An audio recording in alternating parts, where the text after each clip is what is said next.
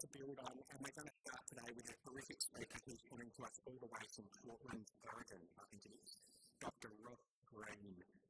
Dr. Greene is the originator of the Collaborative and Proactive Solutions, or CPS model, a groundbreaking approach to supporting children with behavioural challenges.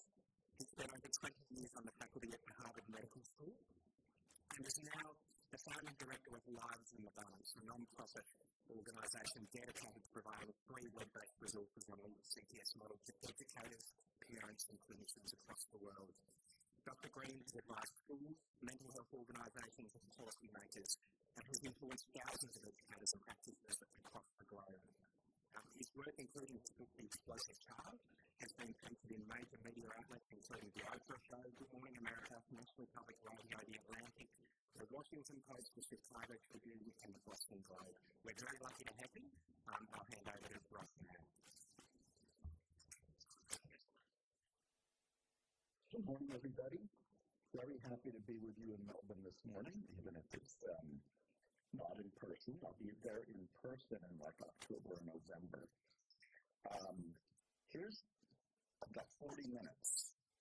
I can't say everything I want to say in 40 minutes, but I'm going to do my best. But because we're likely to have more questions when I'm done than you do at the moment, of all the things I hope you'll remember, it's that website that's on the screen right now, livesinbalance.org, because that's where you can find just massive amounts of free resources on what I'm going to be talking about.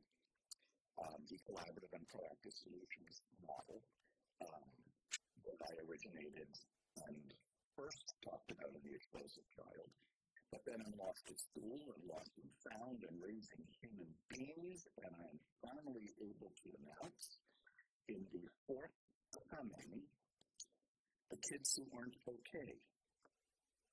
The subtitle is, let's see if I can remember this, The Urgent Case for Reimagining Hope, Support, and Belonging in Schools. Some of the things of that book you'll be hearing about here without me being explicit about it. But I'm going to jump in.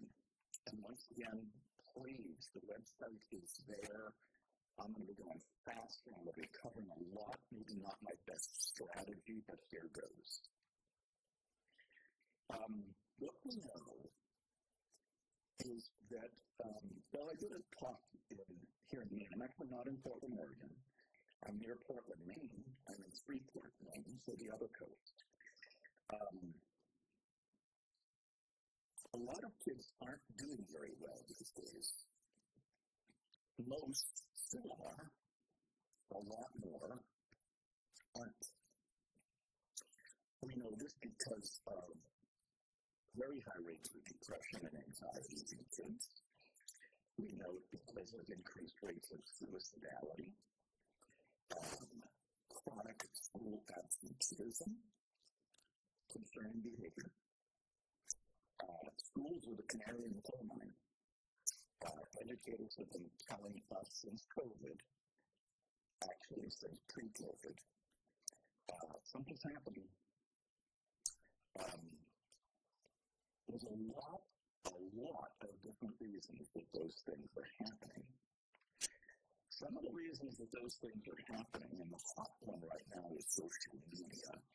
I personally don't think social media is as big as it's being made out to be, though it is not ideal for girls to be watching idealized images in social media. Not ideal for boys to be accessing pornography, the majority of them by the age of 12, or to be seeing messages about what it means to be a male that include themes of misogyny. There's a lot of not okay stuff on social media. And I'm not going into detail here, but I do in the book, and that's not become a book, it's just me editing out what I can't say. Because of time. There have been a lot of societal changes in the last 10 to 20 years that have made it harder to be a kid. And social media is one of many. I'm not even sure it's primary, but it's certainly one of many. So if you have a lot more kids who aren't doing okay, we need to give back to that because schools have a role to play, both in contributing to that and in doing something about it. And here's my basic mentality. I think that for a very long time, this is not a perfect statement, we've been mostly oriented toward the kids who are doing okay. But we lose a lot of the kids who aren't doing okay in the process. I've got this crazy idea that if we arranged things so that we were primarily focused on the kids who aren't doing okay, the kids who are doing okay would do even better. There's some changes that we need to make for that to happen. Things we just can't keep doing this way, not with kids doing as poorly as they are. Once again, the trend in kids doing poorly occurred pre-COVID. So while COVID didn't help, it's not the main reason things were heading in the wrong direction, even before COVID. COVID accelerated things. But here's the list, and if you want to take a picture of this screen, this summarizes everything I'm going to be talking about for the next 45 minutes. What changes should we make so that schools are better at helping kids who aren't doing okay, and therefore simultaneously better helping the kids who are doing okay? Well, if you've heard me speak before, you know that number one on my list is that we have been far too focused on kids presenting behaviors and trying to modify them. And we should be a whole lot more focused on the problems that are causing those behaviors and solving them.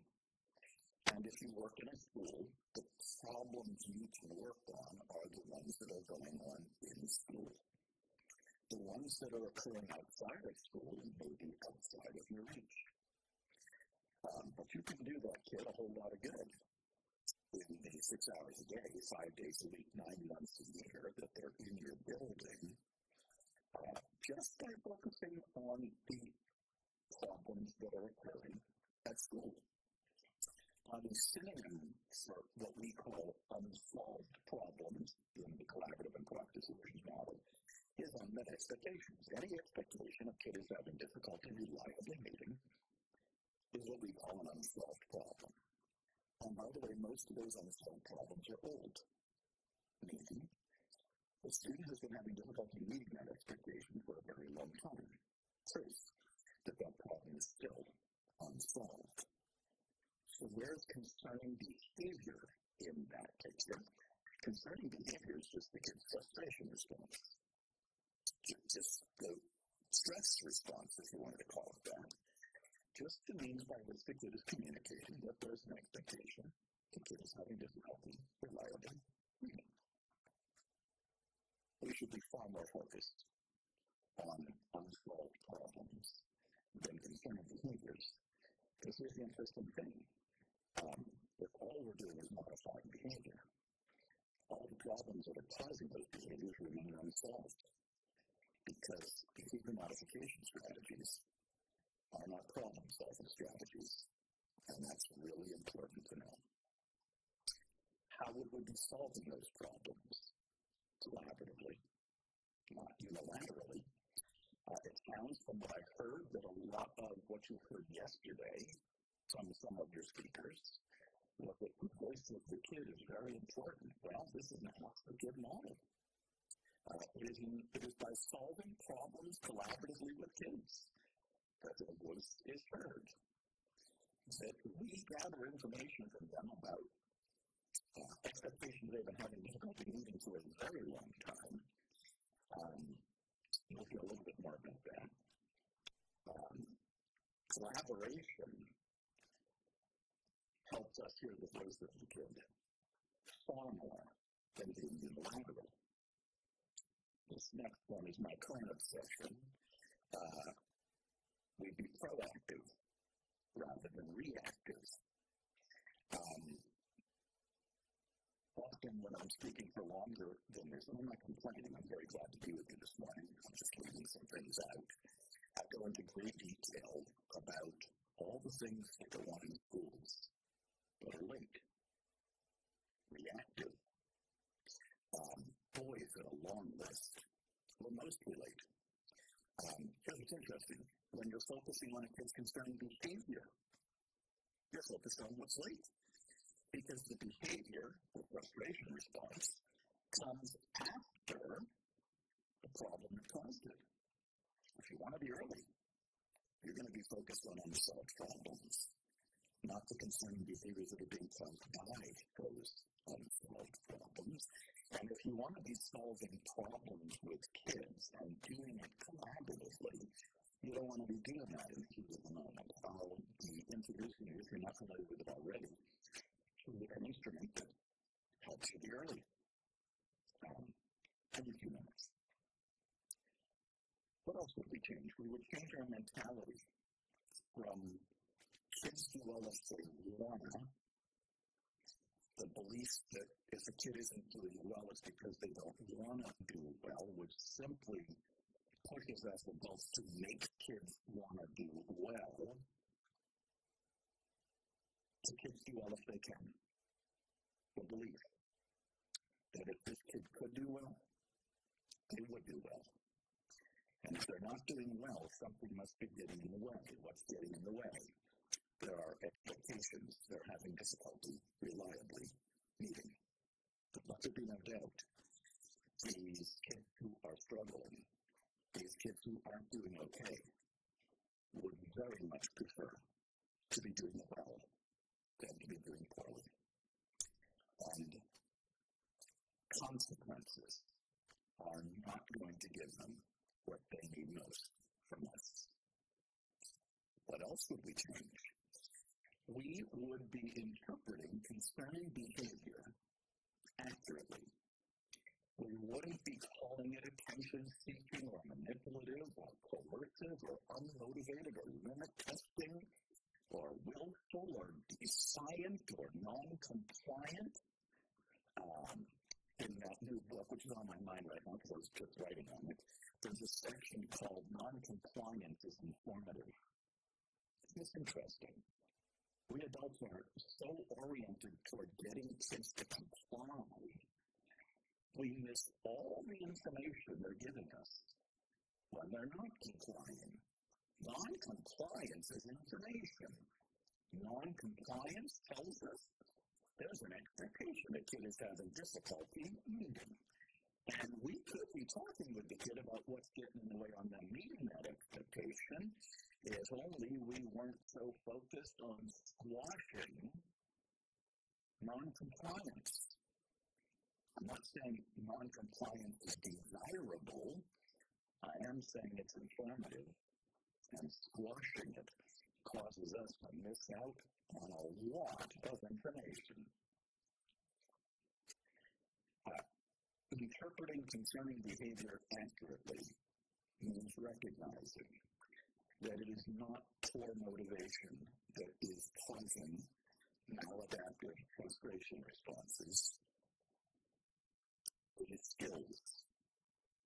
Skills kids are struggling with. That's what the research has been telling us for 40 to 50 years about kids with concerning behaviors. They're struggling with certain skills. The global skills are flexibility, adaptability, frustration tolerance, problem solving, emotion regulation. Skills most of us take for granted. You don't take those skills for granted if you've got one of these kids in your classroom or in your household. In the same way that there's tremendous variability in skills related to reading and writing and math and spelling and entering a group and starting a conversation and sharing, there's tremendous variability in the degree to which kids are able to demonstrate the skills of flexibility, adaptability, frustration tolerance, problem solving, and emotion regulation. And let there be no doubt, if you are compromised in those skills, you're going to be having a lot of frustration responses, especially when there are expectations they're having difficulty meeting. Finally, and I think these are the two most important, you now know the most important website of this presentation. The two most important terms of this presentation are developmental variability and expectation management. You know, schools, especially here in the United States, but also in Australia, have been very focused on getting every kid over the same bar by the end of the school year. That was a mistake. It was a mistake for the kids. It was a mistake for educators because of developmental variability. A term I actually don't hear mentioned all that often in schools. I think it would be the number one thing on my mind. Because of developmental variability, which is a very fancy way of saying every kid's different, kids are going to have different readiness for meeting certain expectations. If we simply push them harder to meet those expectations, we will elicit a frustration response. If we try to incentivize kids to meet an expectation that they are currently unable to meet, we will elicit frustration responses. If we simply teach and reteach replacement responses to take the place of those frustration responses, what's causing the kid to be frustrated, an unsolved problem, will remain unsolved. Developmental variability. That's what's walked into every building, every classroom. I think schools, the quality of a school is based on the degree to which that school is being sensitive and responsive to the developmental variability that's walking in the door. And as the term number 2, that means that we need to be practicing expectation management. Expectation management is the exact opposite of trying to get every kid over the same bar by the end of the school year. Given developmental variability, trying to get every kid over the same bar by the end of the school year actually makes no sense. No. Each kid is their own reference point when you're thinking about developmental variability. I fervently believe that if we were managing our expectations better, we'd be managing behavior far less. Simply define expectation management means make sure that the expectations you're putting on a student are expectations that are in range for that student. I'll put it differently. Don't put expectations on students you already know are out of range. That's just going to cause frustration responses. And all that goes along with those frustration responses, but isn't going to move us any closer to meeting kids where they're at, which is the name of the talk. Let's go into a little bit more detail about those. I'm not going to have time, but let's go through each of those things you just saw on that slide and see if there's anything else I want to tell you. I don't think I have anything else to tell you about focusing on problems instead of behaviors. I don't think I have much else to tell you about being collaborative instead of unilateral. I will say that a lot of people get stuck on that collaborative business because asking the kid means we think the kid's actually going to talk to us. And some kids, because of history of having the moon lowered on them, aren't going to talk to you so readily. We call them reluctant talkers, kids who can talk but aren't. We find that reluctant talkers will talk once we stop trying to talk to them about their concerning behavior, our favorite topic. But that just causes them to think they're in trouble, become defensive, and stop talking. Be better if we were talking to them about things they've been struggling with for a very long time, unsolved problems. Find that when the entry point is the unsolved problems, not only do they probably stop. What about the kids who aren't talking because they can't? I'm always telling people, don't sell those non-thinking kids short. They can participate in one way or another. Those are the key words, in one way or another, in solving the problems that are affecting their lives. Of course, one of the biggest questions I get is if we're collaborating with kids and we're recognizing that consequences aren't problem-solving strategies, then how are we going to hold the kid accountable? I never thought the consequences were a particularly effective way of holding kids accountable. When you're consequencing a kid, the kid is a passive recipient of your imposed solutions, your imposed consequences, no engagement, no thinking, no accountability. You want to hold a kid accountable? Engage them in the process of solving the problems that are causing their concerning behavior. That's accountability. I don't have much else to say about key things number 3 and 5. That assessment instrument that I was talking about earlier, I'm going to introduce it to you momentarily. It's called the Assessment of Skills and Unsolved Problems. Some of you are familiar with it already.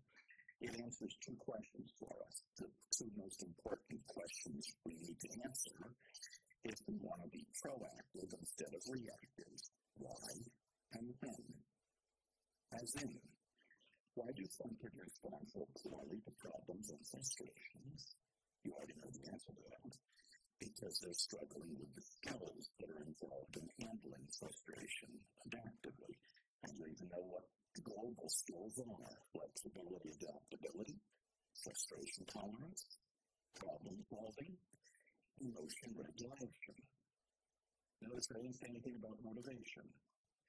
There is not a single study telling us that kids who have trouble responding adaptively to problems and frustrations are poorly motivated, and that's why they're responding so poorly to those problems and frustrations. That study doesn't exist. Second question is when. When do kids exhibit concerning behavior? When they're having difficulty meeting a particular expectation. In other words, when there's an unsolved problem.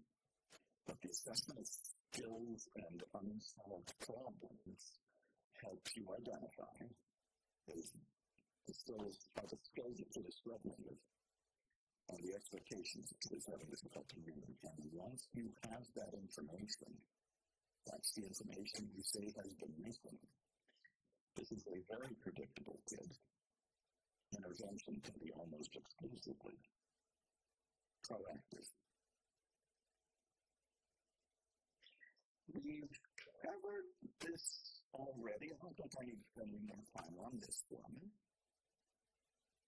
This is worth spending time on. What are the 2 most important things we help schools, treatment facilities, parents get good at when it comes to trying to accomplish those 6 things we saw on that first slide?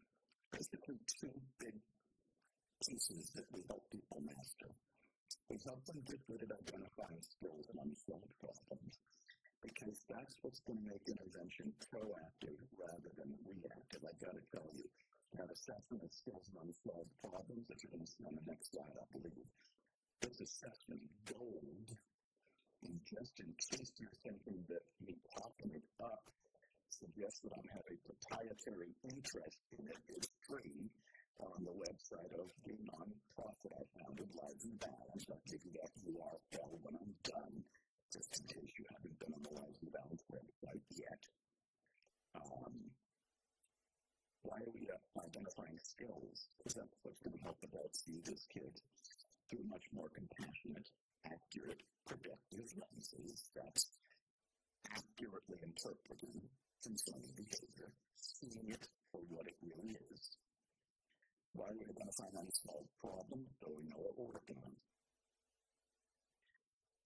Part 2, get good at solving problems collaboratively and proactively. And that's what's going to create a partnership between us adults and them kids. I could say more about that, but I'm running late already. Here's the assessment of skills and unsolved problems. You'll find it on the Rise and Balance website. You will also find, if you go to the guided tour on the Rise and Balance website, a video teaching you how to use it. You'll also find a video of it being used with real educators. Top section, skills. Bottom section is where you'll be writing in every single expectation this kid is having difficulty reliably meeting over the course of a school day. Now, you need an ASIP on every kid in your building. Goodness no. You need an ASIP on the 10 to 15 kids in your building who are struggling the most, who are accessing the school discipline program the most, who are getting in trouble the most. The kids we are in the midst of losing, they need an ASIP yesterday. Skills, so that we have the red lenses on. Skills, not motivation. Unsolved problems, so we know what we're working on. Once again, you'll find the ASIP on the Rise and Balance website. It's free and available in an editable, syllable format. I've just introduced it to you, but now let me do it grandiose. I think the ASIP should be the standard pre-referral triage instrument in every school, especially for the kids who aren't doing okay. I just raced past it.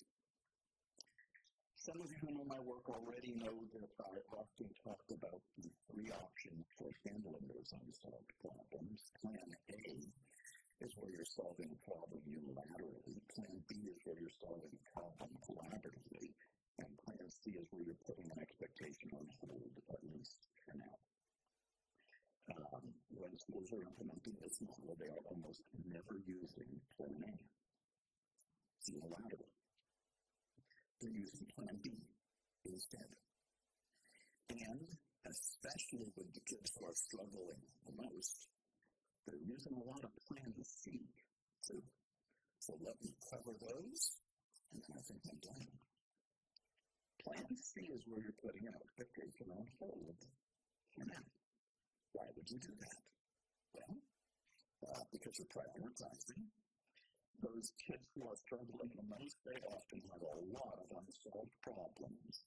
And while it will be tempting to try to solve all of them at once, that's the surefire way to guarantee that none of them at all get solved.